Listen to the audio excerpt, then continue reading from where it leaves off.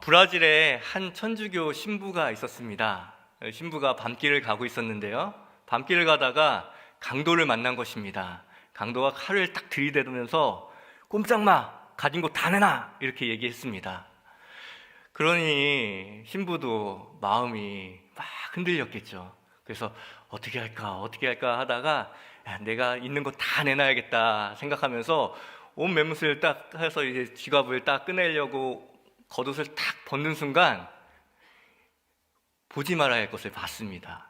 강도가 이 천주교 신부들이 로만 칼라를 하지 않습니까? 로만 칼라를 딱 본 거예요. 딱 보자마자 신부님이셨냐고. 제가 신부님인지 모르고 칼을 들여댔다고.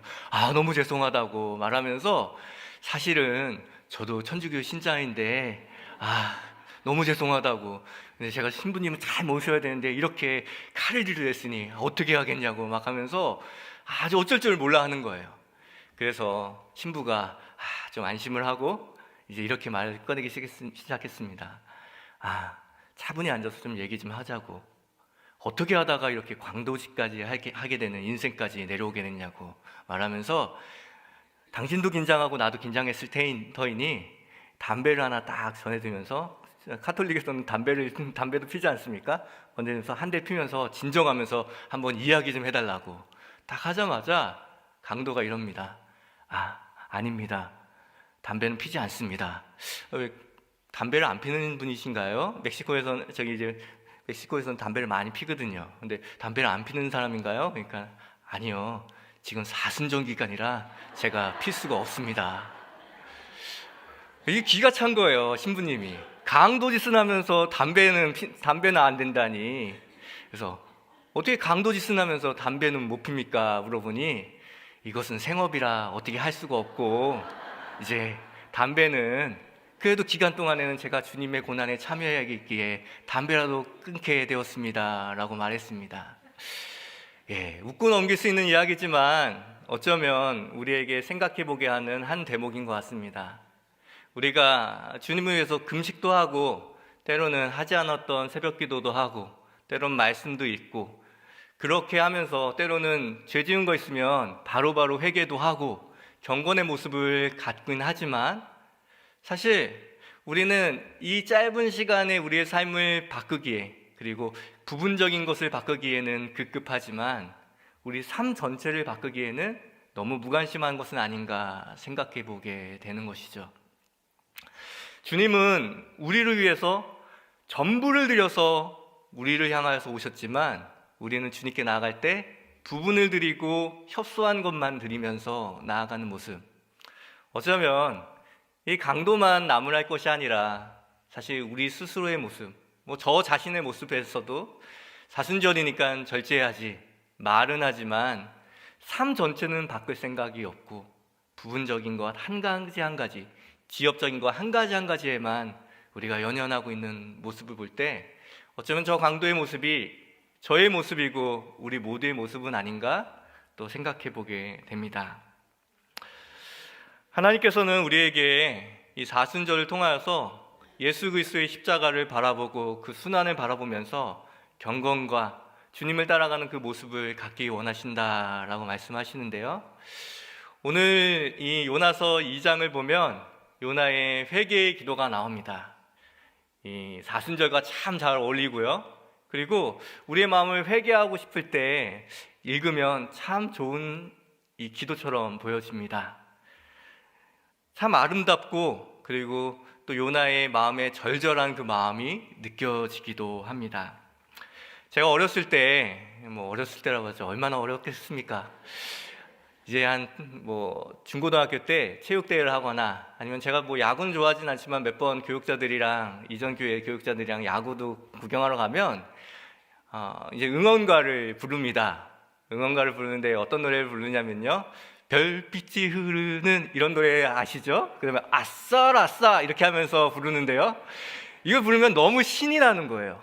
이것만 부릅니까? 남행열차도 부르죠. 비나리는 호남선 남행열차에 막 부르면 사람들이 대동단결해가지고 막 손을 흔들면서 막 파도타기도 하면서 엄청나게 신나게 부릅니다. 그리고 이렇게 막 모션을 하죠. 제가 중고등학교 때도 그랬고, 그리고 또 이제 야구를 보고 갔을 때도 그렇게 하는 거 보니까 저도 막 신나가지고 이렇게 막 하는데, 생각해 보니까 이 가사가 슬픈 거예요. 이별 노래잖아요. 누구는 이별해가지고 막 이제 너를 기다린다 막 얘기하고 있는데 아싸라싸 하면서 이 선수들한테 기를 불어넣어 주겠다고 하면서 뭐 이별하는 노래 불러주면서 기를 불어넣어 준 게 참 안 맞다라는 생각을 하게 되었습니다. 여러분들도 많이 불러보셨을 거예요. 막 울으면서 막 웃는 그런 약간 느낌이죠. 가사와 리듬 때문에 생기는 문제인데요, 특별히 리듬이 너무나 쉽고 그리고 많은 사람이 알기 때문에 프로야구 구단에서는 각 구단에서 이 아파트라는 노래를 다 부른다고 합니다. 뭐 원조가 어디냐고 막 물어볼 때 다 부르니 다 원조다라고 말할 정도로 각 구단의 응원가들로 이 아파트라는 곡이 있다고 합니다. 리듬에 속아서 가사를 못 보는 것이죠. 오늘 요나서를 볼 때 어쩌면 이런 관점으로 좀 보시면 좋을 것 같습니다. 요나서의 기도 이 2장 자체는 참 아름답고 또 우리에게 큰 감명을 주고, 회개할 때 이렇게 해야겠구나, 내가 고난 중에 있을 때 이렇게 주님을 바라봐야겠구나 라고 생각할 수는 있지만, 1장과 3장, 4장의 정황을 보면 어쩌면 이게 아파트와 같은 이 기도 같다라는 생각을 하게 됩니다. 가사는 매우 슬프지만 신나는 곡, 매우 경건한 것 같고 매우 아름다운 기도처럼 보여지지만 아집으로 고집으로 똘똘 묻힌 기도, 어쩌면 그것이 요나의 기도인지도 모르겠습니다. 오늘 본문을 보면서 요나의 기도가 어떤 기도인지 살펴보면서 요나의 기도가 우리의 삶 가운데 주는 메시지와 또 이 사순절 기간에 우리가 무엇을 돌아봐야 하는지 좀 살펴보면 좋겠습니다. 요나서를 위인전 읽기식으로 읽게 되면 실제로 이 장은 꽤나 훌륭한 기도문입니다. 하지만 많은 성서학자들이 이 요나서를 보면서 어떠한 본문을 떠올리냐면 누가복음 15장입니다. 누가복음 15장에 보면 이 비유가 세 가지가 나오는데 마지막 비유인 탕자의 비유입니다. 이 요나의 전반부는, 요나서의 전반부는 하나님의 그늘을, 아버지의 그늘을 피해서 도망가려고 하는 탕자의 모습을 그리고 있다고 하면, 후반부의 이 요나는 이 돌아온 탕자를 못마땅해 하는 이 큰형의, 맏형의 모습을 갖고 있다는 것이죠.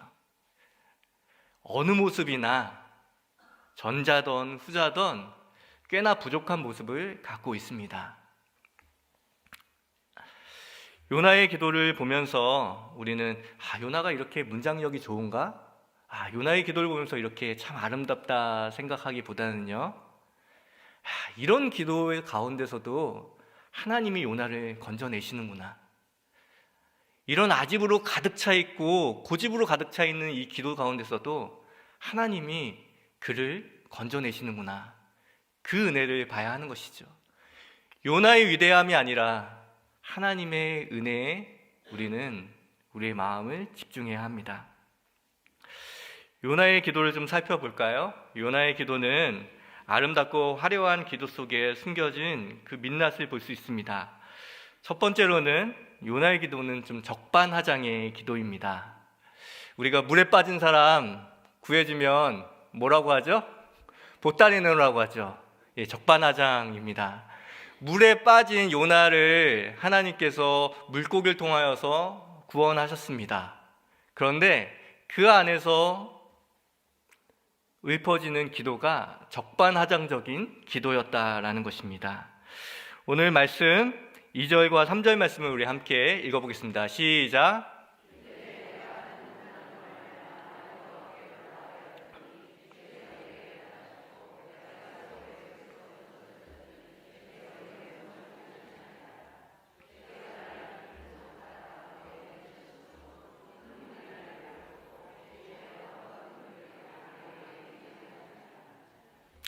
네, 오늘 2장 2절과 3절에 보면 요나가 말하고 있는 요지가 있습니다. 내가 지금 고난을 받고 있다라고 말하고 있고, 그리고 3절에 보면 주께서 나를 깊은 속 바다 가운데 던지셨다라고 얘기하죠. 근데 이게 삶과 기도를 같이 보면, 이 정황과 기도를 같이 보면 전혀 다른 이야기입니다.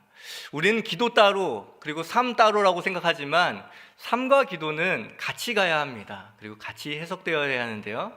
요나의 삶을 좀 살펴볼까요?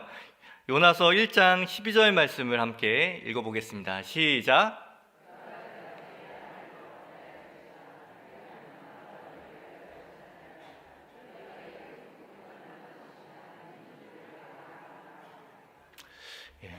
누가 바다에 자신을 던지라고 하죠? 요나 스스로 나를 바다에 던져라 라고 얘기하는데 하나님께서 나를 던지셨다라고 이야기합니다. 하나님께 책임을 전가하는 것이죠.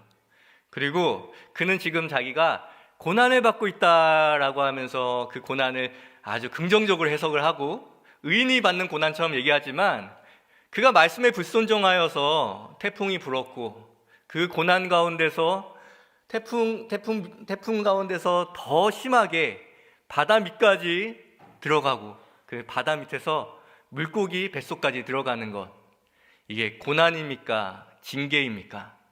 징계입니다.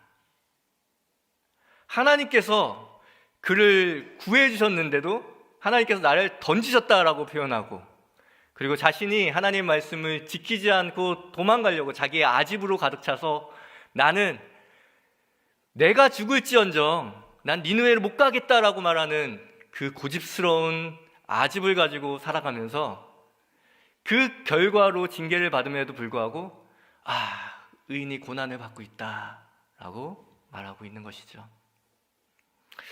김준홍 목사님께서 예전에는 이제 전도사님이어도 이제 목회자들이 많이 부족해서 농촌 시골 같은 데 가면 전도사님인데 담임 전도사님인 경우가 있어요. 그래서 처음으로 담임으로 이제 시골 교회에 부임해서 갔다고 하십니다.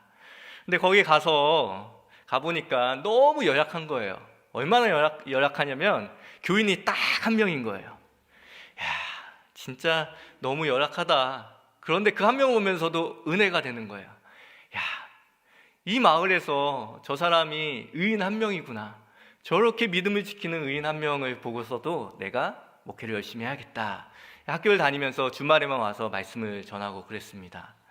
근데 이제 몇 달이 지나 보니까 이제 마을 소식도 듣고 또 전도하러 가다 보면 듣는 소리가 있지 않겠습니까? 알고 봤더니 이 마을에 저 사람 때문에 교회 안 나간다라고 하면서 이 사람들이 교회를 안 나오기 시작한 거예요. 있던 사람도 이제 안 나오는 것이죠. 의인이 아니라 교회 속에 숨겨진 악인이었습니다. 그런데 이 악인이 악인의 일을 하잖아요. 이제 추수 때가 돼서 김진홍 목사님이 학교 수업을 빨리 맞춰놓고서 일손이더 도와야겠다 생각해서 먼저 내려갔습니다. 내려가 보니 일손을 도우려고 하다 보니까 신방 요청이 있는 거예요. 누구 신방이겠습니까? 그 악인과 같은 그분 한 분, 집사님 그 신방을 했는데 알고 봤더니 동네 사람들이 얘기해 주는 거예요. 수술 때 수술 다 해놓고 여기다가 모아놨는데 그거를 훔치다가 걸려가지고 동네 사람들 명성마일 당해가지고 온몸이 피투성이가 된 겁니다. 어떻게 할까? 저분도 교인이시니까 갈까? 저분도 교인이라고 내가 거기 갈까? 고민하다가 그래도 목회자의 소명이 있으니 가겠다 생각해서 갔습니다. 쳐다보고 있으니까 할 말이 없더래요. 서로 뻔히 쳐다보면서 한참 동안 딱 있다가 그래도 목회자가 한마디 해야 될 것 같아서 많이 아프시죠? 라고 물어보니 그분이 이렇게 말합니다. 주님이 당하신 고난에 비하면 아무것도 아닙니다. 지금 이게 고난받은 건가요? 징계받은 건가요? 우리가 우리의 신앙생활을 하면서 나는 하나님을 위해서 고난받는다라고 말하지만 이 사순절의 기간 하나님을 향하여서 나는 고난받고 복음을 위해서 고난받는다고 이야기하지만 때로는 솔직히 말하면 우리의 삶에 내가 저지르는 죄들, 내가 평소에 행했던 품행과 그 말들, 그것이 돌아오는 것은 아닌지 우리가 다시 한번 생각해 봐야 하는 것이죠. 사순절 기간은 무언가를 채워가는 기간입니다. 무언가를 채워가야 하는데 내가 받은 징계만 내 삶의 흔적으로 채워짐으로 있다면 얼마나 안타까운 인생이 되겠습니까? 하지만 사도 바울은 골로새서 1장 24절에 이렇게 말합니다. 그리스도의 남은 고난을 그의 몸된 교회를 위하여 내 육체에 채우노라. 주님은 우리 모든 사람들에게 그리스도의 남은 그 고난을 우리 삶에 채워라.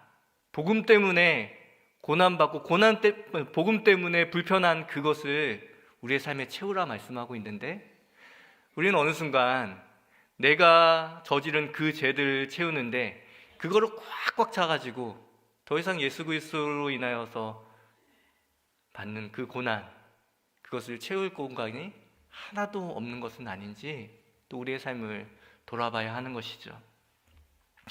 요나의 삶 가운데 남아있는 상처는 복음을 전하기 위해서 매맞은 상처도 아니고 돌맞은 상처도 아니고 그냥 니느웨가 싫어서 도망가서 니느웨가 구원받느니 내가 차라리 죽는 게 낫다라고 말하면서 남겨진 징계의 상처들밖에 없었다라는 것을 우리는 발견하게 됩니다. 두 번째로 요나의 기도에서 우리가 살펴볼 수 있는 것은 자아도취적 기도를 하고 있다라는 것입니다. 우리 인생의 주어는 하나님이셔야 합니다. 하지만 대부분 우리의 일상의 주어는 다 오늘 내가 뭘 했고 내가 오늘 이것에 소유 주고 내가 하다가 우리의 인생이 다 흘러가 버립니다. 한번 화면 좀 한번 띄워주시기 바랍니다. 오늘 말씀 전체가 되어져 있는 본문인데요. 다음 거도 띄워주시죠. 여기 빨간색으로 표시된 게 나를, 내게, 나라는 단어들이 몇 번 나옵니까? 지금은 한 21번 정도 나올 거예요. 그거 한번 보여주셔도 됩니다. 히브리 원어로 보면 한 23번 정도가 다 내가 라고 얘기합니다. 기도는 나를 향해서 하는 것이 아니라 하나님을 향하여서 하는 것입니다. 그런데 이 짧은 2절부터 9절까지의 그 본문 안에 23번의 내가가 들어있는 것입니다. 자기 아집과 고집, 자기 도취적인 기도를 하고 있는 것이죠. 내가 고난받았고 내가 부르짖었고 내가 말하였고 내가 성전을 바라보았고 내가 하나님을 생각했습니다. 내가 얘기하는 것이죠. 요나가 지금 당하고 있는 그 수월과 같은 고기 뱃속의 그 시간들을 주님은 주님이 더 드러나시기 위해서 사용하는 시간인데도 불구하고 기도할 때마다 내가 그렇게 이야기하고 있는 것을 봅니다. 사순절은 내가 드러나는 시간이 아니라 주님의 그 십자가가 드러나는 시간이고 내가 살아나는 시간이 아니라 예수 그리스도의 그 부활을 기대하는 시간입니다. 그런데 아직도 내가 하면서 이 사순절의 시간을 보내고 있진 않습니까? 회개기도처럼 보여지지만 자기 의로 똘똘 뭉쳐서 내가 기도하였고 내가 성전을 향하여서 바라보았고 내가 하나님께 간구하였습니다 라고 말하는 그 기도가 우리의 기도가 아닌지 생각해 봐야 할 것 같습니다. 근데 이 내가라는 표현이 많이 나와 있는 회개의 기도가 신약에서도 한번 나옵니다. 누가복음 18장 11절 말씀을 함께 보도록 하겠습니다. 함께 읽겠습니다. 시작.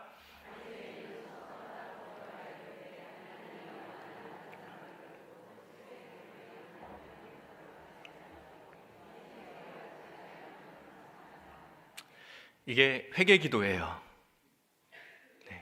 바리새인이 이렇게 말한 것입니다. 하나님은 나는 다른 사람들과 같지 않습니다. 나는 토색하지 않았고 나는 불의를 저지르지 않았고 나는 가늠하지 않았습니다. 저 세리처럼 말이죠. 이 기도 안에서 요나의 기도를 바라보지 않습니까? 내가 하나님을 바라보았고, 내가 하나님께 기도하였고, 내가 하나님께로 가기를 원했지만 저 니느웨 사람들 같지 않음을 감사드립니다 라고 말하는 요나의 기도가 이 바리새인의 기도와 같지 않습니까? 자신밖에 말하지 못하고 회개 기도지만 오히려 자랑하는 기도처럼 하나님 제 의를 보십시오 라고 말하는, 내가 이렇게 했습니다 라고 말하는 그 기도가 우리 안에 있지는 않은지 생각해 봐야 하는 것입니다. 사순절 기간 동안 여러분들은 지금 누굴 죽이고 있습니까?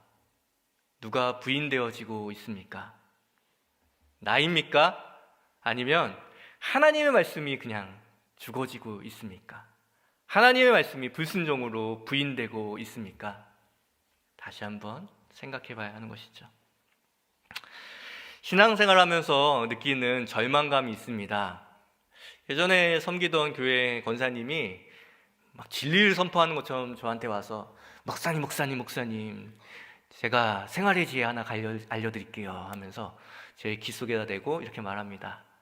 사람은 안 변해요 라고 말합니다. 예. 근데 목회를 하다 보니까 진짜 안 변하더라고요. 어렸을 때는 그래, 세상을 좀 변화시키고 또 교회도 변화시키고 슬픔 당하는 사람, 또 잘못대로 길로 가는 사람들 변화시키자 생각하여서 부푼 꿈을 가지고 목회자를 했지만 어느 순간 그분의 말씀이 자꾸만 진리처럼 느껴지는 거예요. 사람은 안 변해요. 여러분들은 어떻게 생각하십니까? 사람은 안 변합니까? 네. 근데 진짜 안 변하는 것 같습니다. 사람은 살아있는 동안에는 변하지 않습니다. 죽어야지만 변합니다. 예수 그리스도 안에서 십자가 안에서 죽어야지만 변합니다. 살아있는 사람은 절대 안 변한다니까요. 죽은 사람만이 변한다라는 것입니다. 신앙생활을 하다 보면 빈배와 같은 사람들을 만날 때가 있습니다. 그런 사람을 보면 목회자인 저도 고개가 숙여지고 이런 분 앞에서 무슨 말씀을 전하나, 내가 말씀을 차라리 듣는 게 낫겠지 생각을 하게 됩니다. 이제 강을 건너려면 배가 필요하지 않습니까? 배가 이렇게 오고 가면서 잘못 안개가 끼거나 그러면 이제 부딪힐 수가 있죠. 그러면 바다 한가운데, 이제 강 한가운데서 부딪히면 얼마나 위험합니까? 그러면 똑바로 운전하라고. 눈을 뜨고 운전하는 거냐고, 눈을 감고 운전하는 거냐고, 당신 때문에 여기 있는 사람 다 죽을 수 있다고 하면서 삿대질하면서 화를 냅니다. 그런데 성미가 급한 이 뱃사공도 빈배가 저기서부터 유유히 물결을 타고 와서 딱 부딪히면 그냥 그런가 보다 하면서 딱 밀어냅니다. 왜인가요? 그 배에는 사람이 타고 있지 않기 때문이죠. 아무도 없기 때문입니다. 우리의 인생에 우리가 다 죽어지고 예수님만 우리의 인생의 배에 타고 계시다고 하면 교회 다니면서 어떻게 안 부딪힐 수 있겠습니까? 이리저리 부딪히지만 잡음이 안 나는 사람, 그런 사람이야말로 빈배 탄 인생과 같은 사람이 아닐까요? 스스로를 부인하고 예수님만 그 배에 타고 있으면 부딪혀도 부딪힐 수 있지, 저 배에는 예수님만 타고 계시잖아 하면서 다른 사람하고 하여금 그 마음에 가득 찬 분노나 아니면 그런 생각들이 나오지 않게끔 하는 그런 빈배와 같은 자기 부인의 삶을 살아가는 사람, 그분 한 분 만나신다고 하면, 그리고 그분이 여러분 스스로가 된다고 하면 사람들은 그런 말 함부로 못할 것입니다. 사람은 안 변해. 교회 가니까 다 이상한 사람들 뿐이라고 이런 말 못할 것입니다. 그러기에 교회에는 빈배의 인생이 참 많아야 합니다. 여러분들은 이 사순절 기간 이 배를 비우기 위해서 노력하고 계십니까? 아니면 이 배에 더 많은 이야기들로 더 커진 자신의 자아로 가득 채우려고 살아가고 계십니까? 하나님께서는 우리에게 이 40일을 주시면서 너희는 점점 작아지고 너희는 점점 죽어지고 예수님만 드러났으면 좋겠구나 라고 우리에게 말씀하십니다. 하지만 물고기 뱃속의 요나는 점점 커져서 자아로만, 자신으로만, 나 스스로만 가득 차 있는 자신의 모습을 보여줍니다. 요즘에는 전문 모델들이 참 많죠. 옷을 입는 패션 전문 모델이 참 많은데 이 전문 모델이 생겨난 게 뭐 한 17세기, 18세기 그 어간이라고 얘기합니다. 그런데 이 전문 모델을 볼 때 참 요즘과 참 옛날과 요즘이 참 다릅니다. 옛날에는 약간 후덕하게 생기시고 얼굴 동그랗고 좀 살집이 어느 정도 있으신 분들이 미인상이라고 이야기했지만 이 전문 모델이 등장하고 나서부터는 이제 야리야리하고 깡 마른 사람들을 미인이라고 얘기합니다. 사람들이 또 많이 보고 그렇게 얘기하니까 미의 기준이 유사일에 이렇게 획기적으로 바뀐 적이 처음이죠. 그런데 이 전문 모델이 하는 일 중에 가장 중요한 일 중에 하나가 체중 감량입니다. 체중을 감량해서 이제 몸을 이렇게 좀 바짝 마르게 몸을 유지하는 것이죠. 왜 그런지 아십니까? 사람이 후덕하면 옷이 보이는 게 아니라 그 사람이 보이는데 사람이 깡 마르면 그 사람이 보이는 게 아니라 그 옷이 보이기 때문에 그 옷의 효과를 톡톡히 보는 것이죠. 그렇기에 이 모델은 늘 자신의 체중을 감량하여서 그 옷을 100% 돋보이기 위해서 자신의 체중을 조절한다라는 것입니다. 어차피 저희는 육체적인 다이어트는 좀 포기해야 될 분들 많으시잖아요. 그런 의미에서 우리가 영적인 다이어트를 하면 참 좋을 것 같습니다. 자기 부인이라는 것, 경건을 유지한다는 것은 우리가 점점 작아지고 우리가 점점 왜소해져서 그리스도로 옷 입은 그 그리스도만 더 드러나게 하는 삶, 그것이야말로 주님이 원하시는 경건의 삶의 모습이겠죠. 아무리 다이어트 많이 해서 옷 입으면 옷태가 잘 난다 얘기 들으면 뭐 합니까? 그 사람만 보이고 그 사람의 안에 예수 그리스도가 보이지 않는 삶을 산다면 그것은 겉은 번지르하지만 속은 실패한 인생이 아니겠습니까?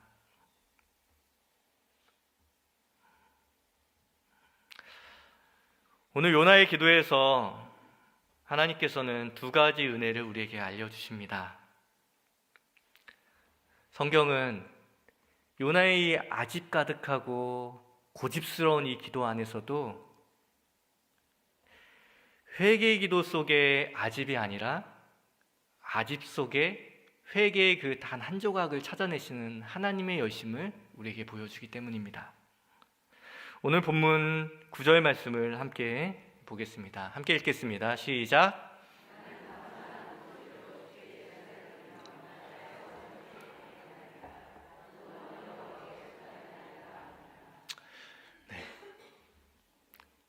긴 기도 끝에 마지막 한 구절, 구원은 여호와께 속하였나이다. 그 한마디를 주님은 눈여겨보시는 것이죠. 그 나로 가득한 주어가 다 나이지만 그래도 구원은 하나님께 속한 것입니다 라고 말하는 그 요나의 끝자락 그 기도를 발견하시고 요나를 그 물고기 뱃속, 수울 같은 그 물고기 뱃속에서 건져내십니다. 그분이 우리 하나님이신 것이죠. 우리의 기도의 제목들이 응답되는 것이 우리가 너무나 유창하게 잘 기도해서 그것이 응답된 것일까요? 그래서 하나님 저 아무것도 못합니다 라고 말했던 그 무능함의 그 한 단어, 그거 보시고 우리를 건져주시고 응답해 주시고, 완전한 죄인 가운데 주님이 그 낙원에 있을 때 저를 기억해 주십시오 라고 말했던 그 강도의, 지난 인생을 보면 구원할 건덕지 하나도 없는 것 같은 보이는 그 인생 가운데 낙원에 계실 때 저를 기억해 주십시오 라고 말할 때 내가 나와 함께 낙원에 있으리라, 그 짧은 그 문장 하나를 기억하시는 그 하나님의 은혜가 있기에 우리가 이 자리에 있는 것이고, 또 올해도 사순절의 시간들을 보낼 수 있는 것입니다.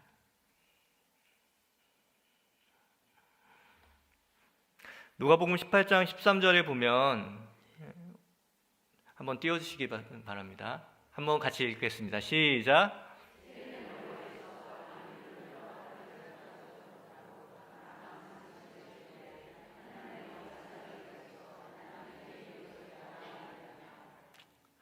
누가복음 18장은 앞절에 보면 아까 말씀드렸던 바리새인의 기도가 나와 있고, 나로 가득 찬 그 기도가 나와 있고, 그리고 오늘 지금 방금 읽은 본문에는 이제 더 이상 너무 부끄러워서 그 수치감 가운데 스스로를 용납할 수 없는 세리의 그 기도가 나옵니다.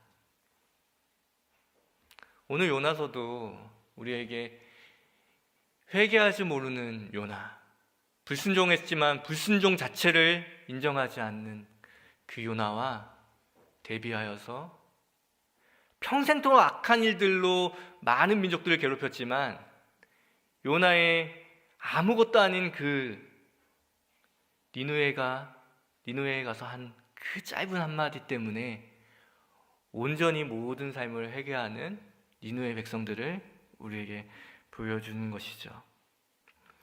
요나서에서는 요나야 회개하라, 이스라엘 백성아 회개하라, 그런 말이 안 나옵니다.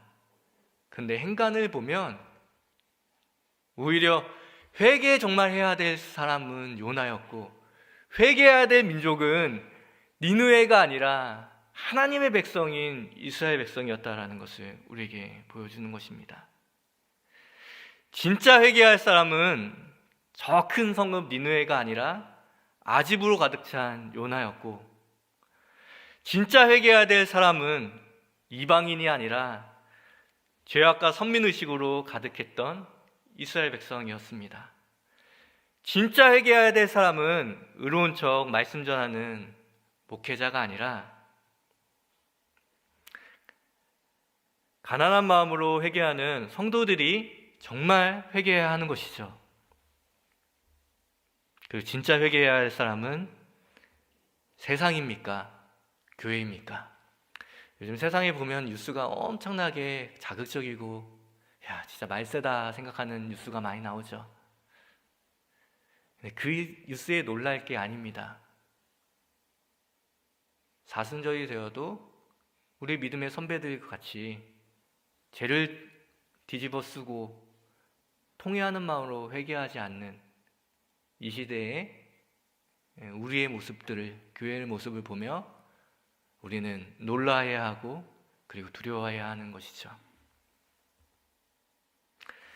요나가 가서 뭐 제대로나 했겠습니까? 사흘 길이 되는 그 큰 성읍을 딱 하루만 사역합니다. 그리고 그에게 그러면 시간이 모자랐을까요? 40일이 지나면 하나님의 심판이 있을 것이다, 무너질 것이다 라고 얘기했는데 그 40일 중에 딱 하루만 이야기합니다. 목소리 높여 외쳤을까요? 제가 보기에는 그냥 지나다니면서 궁시렁궁시렁 하면서 40일이 지나면 무너질 거예요 하고 이렇게 하면서, 뭐라고요? 40일이 지나면 무너질 거라니까요, 이렇게 하면서 알아들을 수 있는 사람들만 알아듣도록 얘기했을 것입니다. 그거 진짜 들리지도 않는 그 회개의 메시지를 듣고 40일 동안 계속 이야기돼도 회개할까 말까 한 그 내용이 하루만 선포되고도 엄청난 변화가 일어납니다. 요나서 3장 5절과 7절과 10절 말씀 연속하여 보도록 하겠습니다. 함께 읽겠습니다. 시작.